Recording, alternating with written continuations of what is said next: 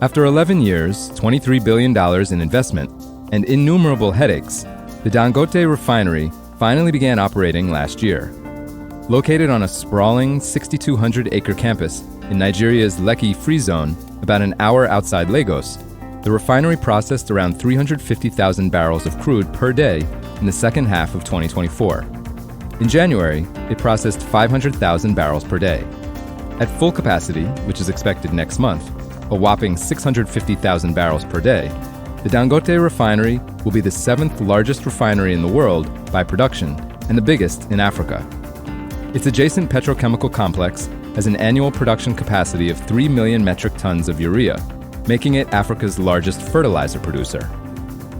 Dangote's refinery is already impacting global energy markets. Imports of gasoline into Nigeria are on pace for an 8-year low, affecting European refiners that traditionally sold to Nigeria.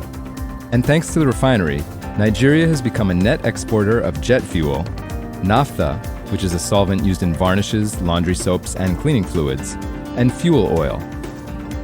With his project coming to fruition, Dangote is now worth an estimated $23.8 billion, almost double what he was worth last year.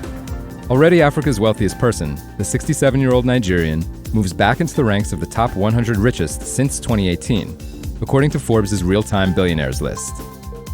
It seemed not long ago that Dangote's refinery might never come online.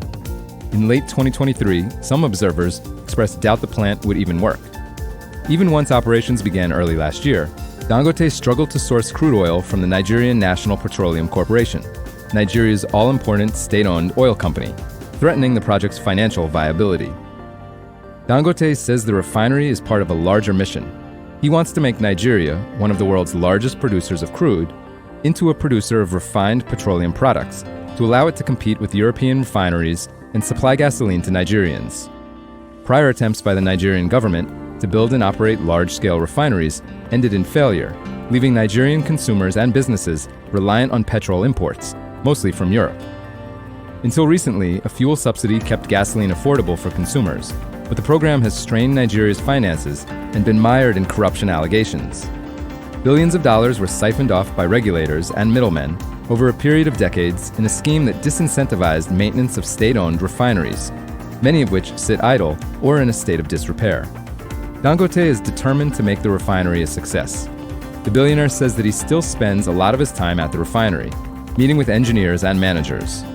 There are more challenges ahead, including building a subsea pipeline to transport natural gas from the Niger Delta to Lagos, and doubling output at the refinery's fertilizer plant. He also says he wants to take the refinery public in the next year or two.